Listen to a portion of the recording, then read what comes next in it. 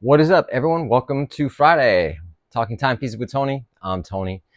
Today, as you know, is the Q&A. For those of you who don't know that we do a Q&A every Friday, I've been doing it for years. If you want to participate, just leave your question in the comment section below, and it'll be featured on an upcoming Q&A. And it's a lot of fun. I love your questions. I interact with you, and we've been doing this for a long time. Today, I am wearing Anthony Burton watch, which was my watch company when I was a watchmaker that I made. I made this watch about 23 years ago. Haven't worn it since, really. I just put this strap on it today. So triple calendar, moon phase, to no shape. And yeah, anyway, so let's just get on with the Q&A and got some questions here. This comes from Rebel Fan. Hi, Tony. What generation of Submariner do you prefer? I have a last generation ceramic bluesy, and it is my favorite. The clasp seems too big on the current model, and while I do like the 5-digit models, I can't do without the glide lock in the climate that I live in. Your thoughts? Love your show. Please keep it up. Thanks, man. Appreciate it. I love my 14060M, man. That's my watch, man. That's the one I like. You know, I had the 124060 as well. But the 14060 just absolutely works for me. Glide lock, man, Rolex ruined it for everybody with that, because that was, that was the one thing I loved about the modern sub, the 6-digit sub. Just a very, very cool feature. I wish they would have put that on all of their watches, because it's pretty amazing. Someone chimed in on that too and left their own comment, which it's cool. I love it when you guys interact, but the guys asked me about a Submariner. Some guy chimes in, great. He says, buy a Sea Dweller 16600, best vintage diver and less common than a sub. Very cool, man, but he's asking about the Submariner, not the Sea Dweller. But appreciate your input as well. All right, next question comes from Ristopia 4101. Hi, Tony. What's up, Ristopia? Question for Friday. Would you agree that watch YouTube is currently in its second period of decline? First was the bubble bursting and certain watch YouTubers disappearing. The second now seems to be the newer YouTubers who gave up their day jobs being called out for shilling, etc., and viewers, commenters wising up to it. I don't know, man. I've been doing YouTube for a long time. I know this channel's only a few years old. I can't remember when I did my first video, but I started my channel, my previous channel I had in January of 2016, or it was January 2017. I've been doing this for a long time. I used to watch all of the shows, and yeah, there were some good channels, and a lot of those channels disappeared. As far as the new YouTubers and really what's out there now, I don't really watch any of it. It's sort of, the shilling, etc. Yeah, it appears that way. There's a couple of channels. I used to do a drink and a rant, for those of you who don't know. That's kind of where I was watching everyone's channel and calling out all the kind of like BS on it and stuff, but it was kind of negative, and I just got sick of like doing it. It was fun for a minute, but then now there's another guy in England, or I don't know, he's Irish, I think, that does it. And he's tearing apart a lot of these YouTubers, and on some of his, I agree, like the female YouTuber out in Britain, I live and let live, and I don't really care what anyone else is doing. Sometimes I get in that mode where I want to sort of like, when I do watch a channel, because it's not like I just don't watch YouTube shows. Sometimes I do, and then I turn it off halfway through because it's the same kind of spiel, you know what I mean? And it seems like, it's all about the money. When the minute someone quits their job and tries to do YouTube full time, they'll do whatever they can for the money. Someone sends them a watch, of course they're going to do a review on it, and they're going to give them, their bias. It's not a non-biased thing. No one's going to say, hey, they gave me this $2,500 watch, and I'm going to give it a shitty review. It doesn't happen too often. You know what I mean? It's like this, oh my God. And it's making, I can't believe they gave me this watch. It's that I was going to do a review on it, and then they just gifted it to me. And so this is not a paid review, I know what all the BS is. I don't know if that's just a long answer for this question, but I don't really care what anyone else does, man. I only care about what I'm doing on my channel and what my viewers think about my channel. That's not being selfish. I think just really what it is like, I try to like just be open and honest about what I do, and whatever anyone else does, that's their business. So thanks for your question. You had another one too. Another question for Friday. Do you see watch YouTubers as informative for guys actually buying watches, or just entertainment and a comment fest for those that are not buying anything? Obviously, seeing a watch may make you want to buy it, but is the content any more than a shop window? I don't know, man. It's sort of a latch on for the last question, really. But it's, you know, I mean, sometimes I'll look at watch channels just because I'm interested. Like if the content is good, like for instance, Beauvais, Time and Tide did a show on Beauvais watches, and just the way that was shot and the way they show the watches being made and what I love that, when someone's or a certain YouTuber may go to the factory and give a really in-depth review of everything and show the watches, that's really cool. I love watches. So, and sometimes if I learn something about a brand, then that's cool. Then I can, say, hey, I've learned something new. I mean, it's not just about looking at the watch and going, that's a pretty watch, I think I want to buy it. You know what I mean? Because I think if you're watching YouTube just to see what watch you want to buy, sometimes some people will, look at the review, and if it's got a shitty review, or whatever it is, I mean, they're going to make a decision. So however anyone watches channels, I don't know what other people think when they're watching channels. And yeah, it's another one where I don't really care. I mean, it's like, if you can get some informative information that helps you make a decision in your buying and what you're planning on purchasing, then that's cool. If you want to watch a video because you're just a fan of that watch and you get to see some cool, B-roll shots, then that's cool too. I don't know if that was just long-winded or what, but thanks for your question, man. This comes from Airplane.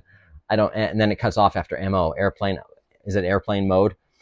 Tony, happy Independence Day. Happy Independence Day. And thank you for answering my question last week. You're welcome.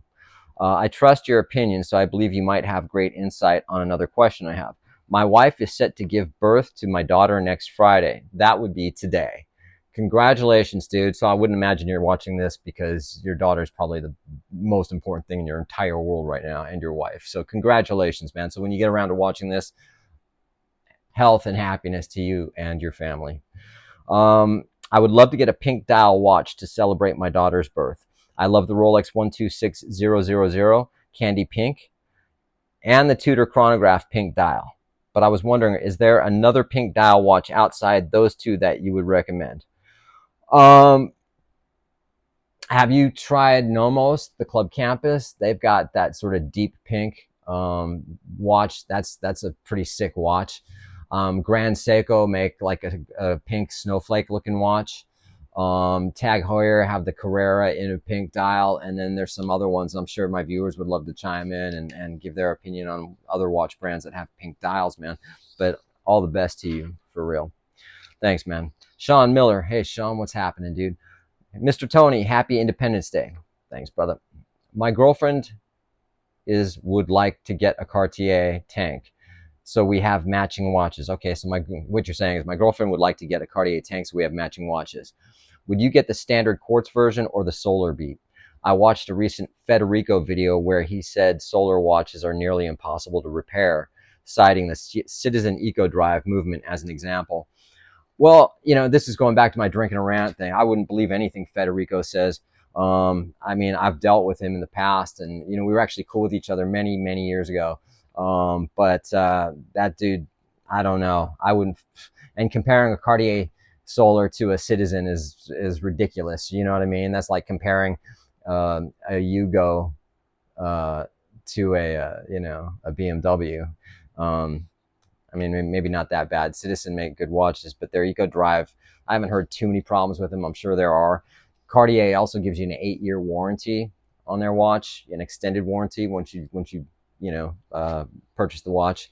So anything happens within 8 years, you're going to have no problem. You just send it back and get it repaired. But for me, okay, so when it comes down to it, would I buy the Solar Beat? Probably not. I would go with the standard quartz movement. More reliable, just in case, easy to maintain, and you get free batteries from Cartier if, when the battery dies. So I would go with Cartier, the quartz movement. So all right, Sean, all the best with that, man. Master Christopher, Tony, you really make my Friday evening. Thanks, man. I appreciate that. Wondering if there is anything you do after buying a new watch or receiving one in from service. I usually check it on the time grapher, possibly check it for magnetism, and when not wearing it, put it on a watch winder for a few days to see if it fails or if anything changes on the time grapher. I did have a Tudor Black Bay 54 fail on the watch winder after even the first year of wearing it, luckily within the warranty period. No, I don't do anything, man. I mean, if it doesn't run, it doesn't run, or if it's not working properly. I mean, I had a problem with a Mont Blanc I bought, and I sent it into service, and it was under warranty. And they kind of fixed it, and it was whatever. But no, I don't go that far, man. I just hope for the best, and if it's not working properly within like the first week, I'll take it back or whatever, But I haven't had any issues. Thanks for your question, man. Austin Cregan 7391. Hey Tony, good episode as always. Thanks, man. What's your opinion on the Parmigiani Fleurier Tonda? I have personally handled most of the iconic integrated bracelet watches. The Tonda stands out from the Corne de Vache style lugs to the slim coin edge bezel. It stands out from all other integrated bracelet sports watches. The gray dial 36mm Tonda is my personal favorite. I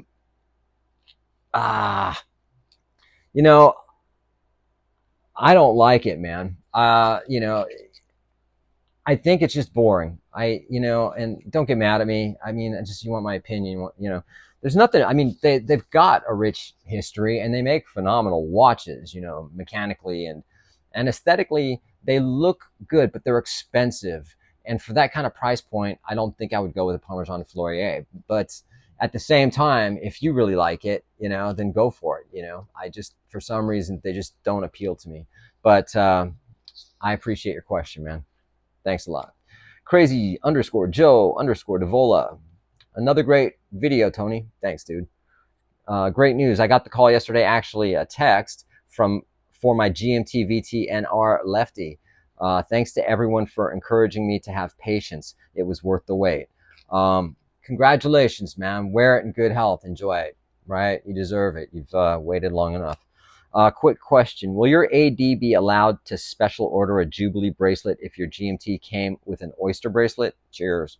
Don't think so, man. But I have seen it happen, but I don't know. You would have to contact your AD and find out. I never asked because it's not something that I would do. If I wanted the Batman, I would have got the Batman as opposed to the Batgirl, GMT Master II with the Jubilee or the oyster bracelet.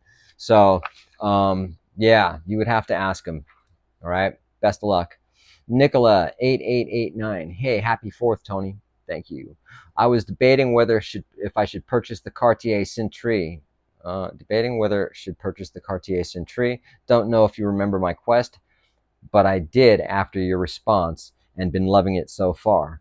Oh, congrats, man. Yeah, it's a great watch. As I'm sure you can relate, we have a watch addiction, and my new interest is the Corum Golden Bridge, especially the Dubai edition. Would really appreciate your thoughts on this timepiece. Thank you. Yeah, the Cartier Century, man, it's good. The Corum, though, I'm not a fan of Corum watches, but the funny thing is, when that watch came out, I think, okay, were they ripping off Gerard Perregaux? I'm trying to remember. I'm going back to like very early 2000s. And I think it's cool because I love the vertical movement through the glass. It looks really cool. But I think with the tonneau shape, it's too wide for the movement. The watch should be a little bit thinner, almost like a tank shape as opposed to a tonneau shape.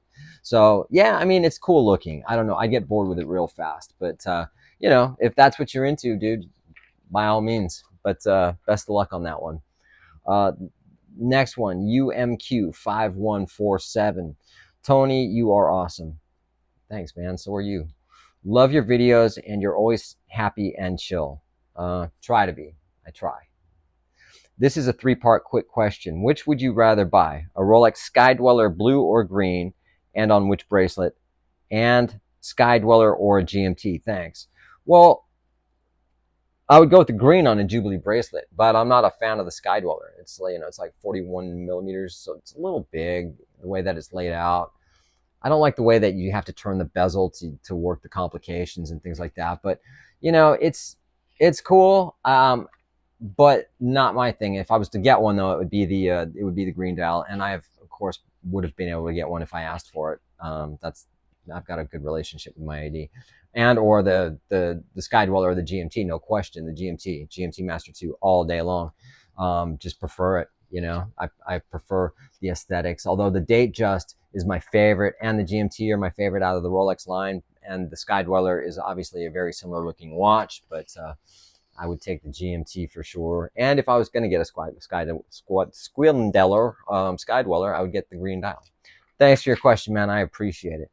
Next one, JJJFFFPPP. What's up, dude? Hope you're well. Hey, Tony. What are your first impressions of the new Seiko Speedtimer SSC 955 World Athletics Championship Limited Edition? Not a huge fan of Seiko. I don't hate them. I mean, I've had plenty of them. But that to me just looks like it wants to be a Daytona. Like when it grows up, it wants to be a Daytona. But that's okay. If you like it, you like it. I'd have to look more into it, but just at the glance, I was like, oh, okay. So they're just trying to make a Daytona. It's an homage to a Daytona, but it's okay. It's a nice looking watch, man. All the best. Thanks for your question, man. Next one comes from Derek B3183. Great video, Tony. Thanks. I regret selling my Speedy. I'm just going to get another one. Might go for the new white one. Right on. Do it. Another question for your Q&A. What do you think of the VC Overseas Blue Dial? That would be Vacheron Constantin. And how do you think it compares beside the AP Royal Oak and Patek Nautilus? Well, I mean, aesthetically, without getting into everything, I'd definitely take out the AP, for sure. So I'm looking at sort of Nautilus or the Vacheron Constantin. I'm more partial to Vacheron than I am Patek, but they're really close, man. They're really close. But I would almost have to go with the Vacheron Constantin. You know what I mean? It's just, aesthetically, it's just such a beautiful watch, and you cannot get a better dial than that Vacheron Constantin blue, man. There's just something they do in the mix that whatever it is that they do to that watch, it's absolutely freaking gorgeous. The Nautilus is cool, but if you're taking the hype, if it wasn't a hype watch, all right, just another watch. So Vacheron Constantin all day long, brother. Underscore crazy underscore Joe Devola underscore, yeah. Dude, what's up? You're asking me another question. One more question, Tony. Do you think a man can wear a Tudor Black Bay 54 Blue Lagoon with a 6.5-inch wrist size, or would it be a bit feminine in appearance? I am of the opinion that it would wear similar to a Datejust 36 on a man, which in my opinion is just fine. Any thoughts? Absolutely, man. Yes, you can wear that watch. Yes, I would rock that watch. I have a 6.5-inch wrist, and I'd rock that watch all day long. Except I wouldn't buy the watch. If I really liked it and I bought it, then, and I might, if I see it in person and go, oh wait, I have to have that, then I might, so that happens sometimes. You look at a watch on print and you're like, well, that's cool. But then when you see it in person, it's like a whole different thing. So yeah, absolutely. Wear it, dude. It looks cool. It's a cool looking watch. 6.5-inch. Don't worry about feminine or whatever. You know what I mean? All the best. Let me know what you do. This is bad for, and I don't know what you're bad for, but bad for something. What's up, Tony? Do you think Rolex ADs trade pieces with each other when trying to allocate watches for customers? This is very common in the new car business, and wondering if this happens with Rolex, especially in major cities with multiple ADs and a small radius. Doubt it. No, they're all independent, man. So they're not all they're not connected to each other. I mean, you got one dude who works at one Rolex, and then you got his best buddy who works at another Rolex down the street, and says, hey man, I got a guy who's looking for this. Can you front me that watch? If you get it, then, and I'll front you this one when I get this one. Those watches are already sold, man, pretty much. Those watches are in demand, you know what I mean? So it's like, whatever comes in, and that's this guy's watch, he's going to sell it. He's not going to give it to another AD. you know. And besides, it has to be skewed in. It has to be in their system. And every system's different. So if you've got two different ADs, you know, the skew system that they use to where they scan whatever it is not going to work for whatever system. See what I'm saying? Makes sense? No, they don't. All right. It could happen, I guess, but I doubt it. Thanks for your question, man. Next one from SC-RC4RS. Hi, Tony. Thanks again for the great video. I wanted to know, how do you feel about buying the same watch with different dial colors? I just got a Vacheron Overseas 4520V in rose gold with the blue dial, dude. Oh, sick. Little flashy, way too flashy for me, man, but awesome. I also love the green dial, and so I'm thinking of getting the green dial, but I'm wondering if I should get the dual time just so I don't have the exact same watch. Of course, the dual time costs more, so part of me just says just get the 4520V with a green dial. And am I overthinking all of this? Thanks again, Tony, for all the work you do on these videos. Thanks, man. I appreciate that. Yeah, there's nothing wrong with that. You know, I've got several, or I had several Nomos, you know, a couple Club Campus with different dial colors. You know, it's the same exact watch. Nothing wrong with that, man. If you want to go for the dual time just to make it different, do it. But the green dial is pretty sick. I mean, it's one of those dials that looks black or green, you know, depending on what the light is. But I wish you the best of luck. Let me know. But we all overthink, man. We watch people. We overthink. Collecting watches and doing this watch hobby is like an artist in itself. You know what I mean? Not like arts like we do with music or painting or whatever else. It's just a weird thing. We overthink.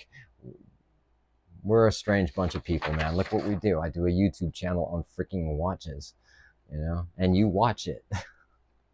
Get it? Watch it. All right. Sorry, man. Thanks a lot. Best of luck. Hi, Tony. This is from Jerry Showers. 78. You take Jerry Showers. Good. I didn't take a shower today. 7865. And I'm just kidding, man. I actually didn't know all of this, and thank you for explaining. You're talking about the full set. You know, how Rolex come with the full set and the hang tags and all that. The full set is what I was not sure about. I thought the box, the card, and the instructions was all. I'm purchasing a Rolex Yacht Master II, an 18-karat gold watch on Chrono 24. Do you know much about them? The dealer mentioned light scratches, but that's really subjective to what that really means. What are your thoughts here? Thank you. Well, you know, if they say it's light scratches, and if it's an authorized, or not an authorized dealer, but if it's a watch dealer, you know, that's probably exactly what he means, you know. But I would ask him for more pictures. Can you send me some more pictures? Just close up of the light scratches. Let me see what this thing looks like, you know, because if you get it and you don't have any additional pictures and there's a big old scratch on the back side of that watch that you didn't see, and then you send it back, they may not take it back. Although I wouldn't imagine there'd be a problem there, but just to have it, you know, you know, I mean, and if it's a light scratch, you can do a light polishing on it. And, you know, I know people go, oh my God, don't polish your Rolex. Oh no, don't do that. Yeah, do it. Yeah, do it. All right, you guys, I appreciate it. We'll see you on the next one.